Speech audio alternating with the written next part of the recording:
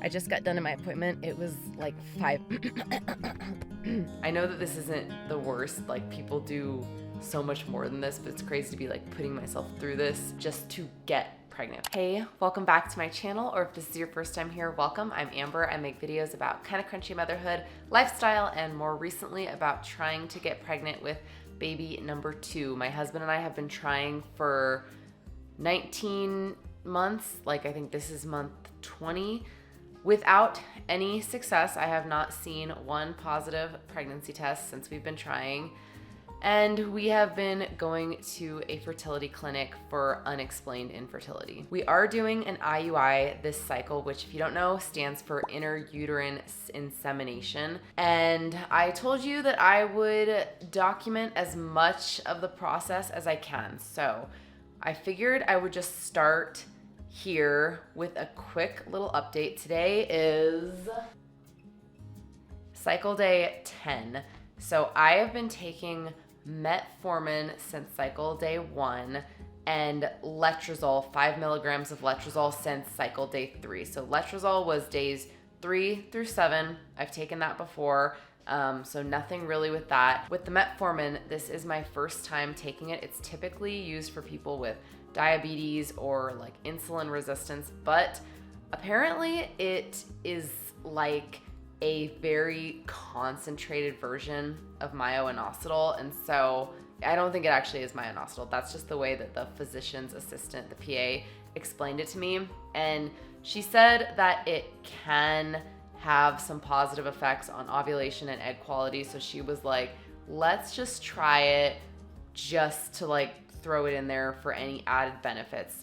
The first 2 days I took it, it was just 1 pill a day, and I was getting headaches from around noon until the end of the day. And they weren't terrible, but they definitely were bad enough that I felt like it was kind of affecting me. But I was like, okay, let's just like push through it. My battery already died. So after those first 2 days, headaches went away, everything was fine, but the instructions were to take 1 a day for 7 days, and if it's well tolerated, to start taking it twice a day. So I have been taking it twice a day now for 1.5 days, and last night I started feeling a little bit sick to my stomach, and I actually was wondering if it was the food we ate, because I bought fresh pasta and I literally bought it like the day it says to use by, which was yesterday. I was like, is it maybe like not okay? But Alex was fine,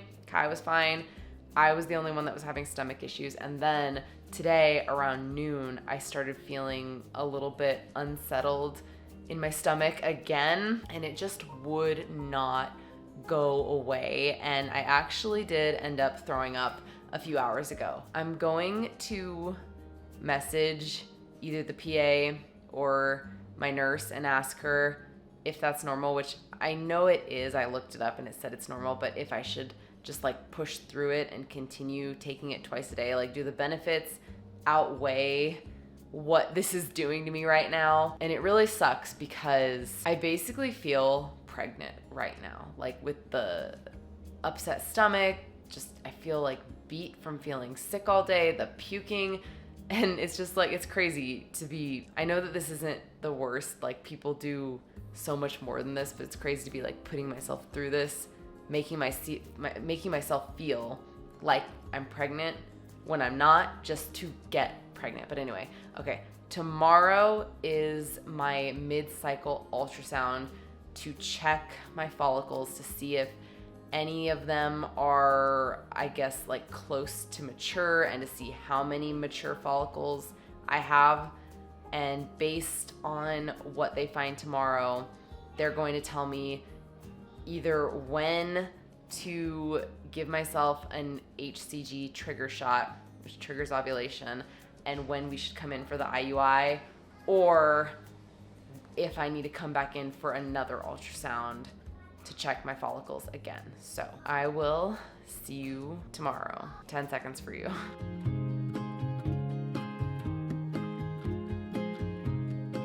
I just got done at my appointment. It was like 5 minutes, and I'm at this really cute coffee shop that Alex and I found when we were here for our initial consultation.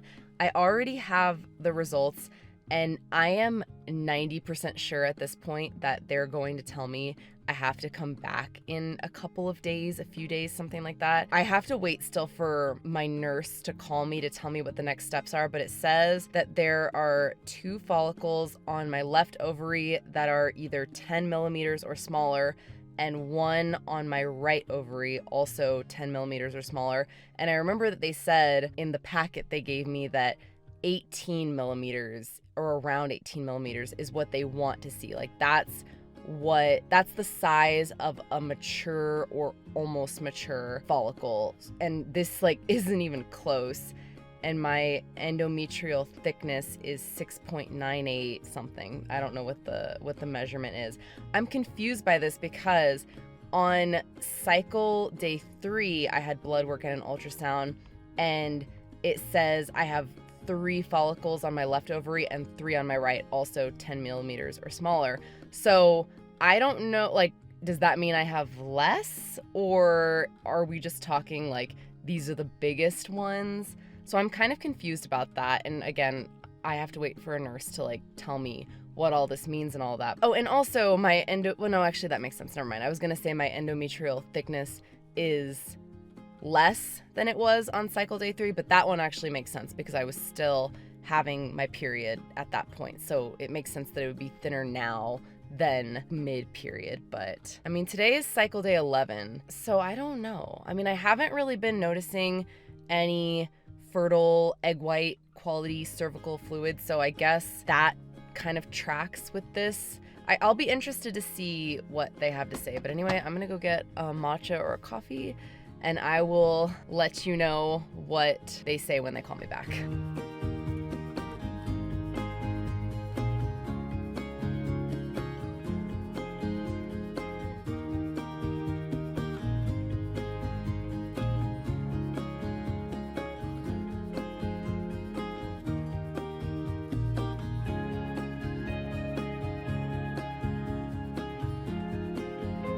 Okay, so I guess I was wrong. My nurse called me about an hour ago, and the results I was seeing in my portal, it wasn't the full thing. So I have 2 mature follicles on my right ovary. One of them is 18 millimeters and one of them is 16 millimeters. So it's a little bit smaller, the second one, but she said it's still likely to ovulate. And then I have a 3rd one also on my right ovary that's 13 millimeters. So she said that one is less likely to ovulate, but she did have to give me a warning that that does put me at a higher risk for multiples. And then the other 3 follicles I was talking about that are all 10 millimeters or smaller, those ones are still showing up, and those other 3 just weren't there yet. She also said that my endometrial lining is just like a little bit thinner than what they'd like to see, but like it's so slight that she said it doesn't really make a difference. So they wanted to schedule, or not wanted, they said that it'd be best to schedule the IUI for tomorrow morning or Friday morning. So we went ahead and scheduled it for tomorrow, and that's why I just gave myself the injection, the HCG injection, which it's not bad. It's like a very small needle, but getting myself to like do it, that took me a second. I'm also feeling I am so nervous. Like I was feeling a little bit sick to my stomach 15 minutes ago. Actually maybe even less than that, just from like everything happening so fast and me being so sure that I was going to need to get another ultrasound. I also asked the nurse if this is like too soon to be doing all of this, because tomorrow will be cycle day 12. Like this is all way sooner, not way sooner, but like this is days sooner than I would ever ovulate on my own, or even that I would ovulate on letrozole. And she said that it's okay because since I'm taking medication, like none of this is how my body would naturally do any of this. She also said that tomorrow morning is a little bit soon generally for the IUI. Like they usually wait 24 to 36 hours after the injection, but she said it's okay because of the fact that sperm can live in your cervix, in your fallopian tubes for up to 5 days, and this is just like giving them a little boost, like a little kickstart to get there sooner. I'm hoping that's a good thing because I know that it's generally better to have sperm in your system 1 to 2 days before you ovulate so that they're already there waiting. So tomorrow is the day we're dropping off Kai at my parents' house in the morning. Thank goodness that they're here and that they can watch him because it's an hour drive there. It takes an hour for them to wash and process the semen sample. And then I know the IUI process is relatively quick, but they told me over the phone that once they do it, they want me to like lay down with my hips elevated for 15 minutes, and then they're going to give me post IUI instructions and then the hour drive back. So, I mean, that would just be a nightmare if we had to take him. So super grateful to them that they're able to just like drop what they're doing, drop work for my dad and to watch him.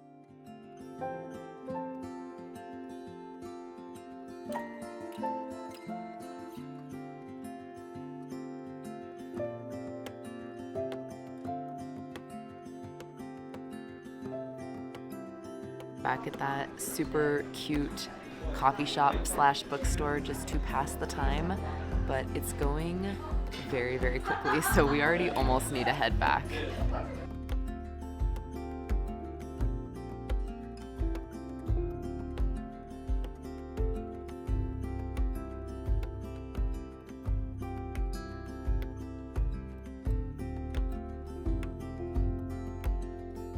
All right, we just got back a little bit ago. That ended up being an almost all day thing, even though the IUI process from start, like when we got there to finish, was relatively quick. The procedure itself was very simple, not painful, hardly at all, and it took 2, maybe 3 minutes. But honestly, I'm not feeling super optimistic. The post-wash analysis was mostly good, but there was, I think, like at least one parameter. I'm not gonna share because I don't know if Alex wants me talking about that or not, but there was one thing that wasn't as good as they were hoping, but not bad enough for them to be like, there's no point in doing this, which they do.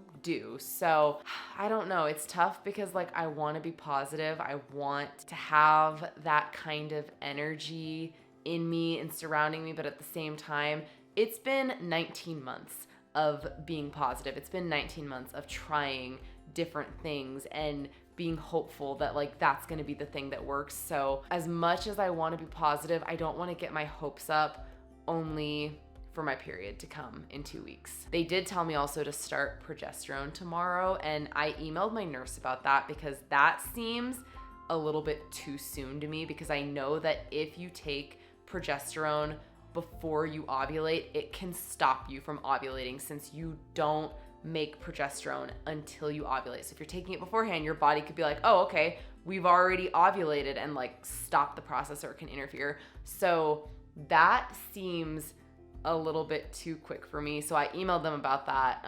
But yeah, I kind of want to take an LH test right now just to see, like, is it light? Is it dark? Okay, I'm also really nervous for the next 2 weeks because I have not used progesterone suppositories, but I've used progesterone cream. Apparently I can't talk and do this at the same time. So I've used progesterone cream, and that is obviously a much, much lower dose, and it's something you put on topically. So it's not going to, I think, be as well absorbed as it will be if you're putting it up vaginally. But using the progesterone cream, the first time I used it, I don't think anything really happened. But the second and third time I used it, I definitely was thinking I might be pregnant. And I'm certain it is because of that cream, because it was like making me experience symptoms that I don't usually experience, or it was like messing with my basal body temperature and So I am going to have to be super diligent in the next 2 weeks to not like symptom spot or read too much into what's going on. I'm nervous because they told me like take a pregnancy test on this day, and if it's positive, call us, and if it's not, stop taking the progesterone because your period's gonna come. Which I kind of hate because like I think right now, sometimes I do pregnancy tests and sometimes I would rather just wait to see if my period comes, but I think that with taking progesterone, like in the amount that they have me taking it, I'm sure your period would still start eventually, but it would probably delay it if you kept taking it. I don't know. I feel like I'm so scared for that day that they want me to take it. Okay, well, I don't even need to wait. Like, this is so positive. I don't know that there's any point in taking it though, because I know when you do an HCG trigger, it can take, I think, like a week for it to completely leave your body. So I feel like if I took this same one tomorrow, it'll probably be just as dark. I'll probably do it anyway, just for science purposes. It is 1 day post IUI. I'm pretty sure I'm ovulating today because I keep feeling twinges and little aches and pains on my right side. And I know that all of my bigger follicles are on my right side. So that makes sense. I am struggling today. I know that obviously I am not pregnant, but I feel pregnant. Like, this is how I felt 2-3 weeks into my pregnancy with my son. And the nausea was getting a little bit worse after lunch. And I already told Alex, like, I can't cook. I think it's just the medications. I consider myself to be someone who's pretty sensitive to medication. And so I don't know if this is just the metformin or if this is the metformin plus that HCG that's probably still in my system kind of just doing its thing. It's rough because I know I'm not pregnant, but I feel pregnant, and it just makes me feel like sad that right now, I don't want to say that this feeling is for nothing, but like when I was pregnant and I didn't feel good, there was still like so much gratitude to just be pregnant. There was still this feeling of like, it's okay because this is what I want. This is what we wanted, you know? And right now I'm like, this is nothing right now. It's just medication making me feel sick. So anyway, just did another LH test and it is also very positive.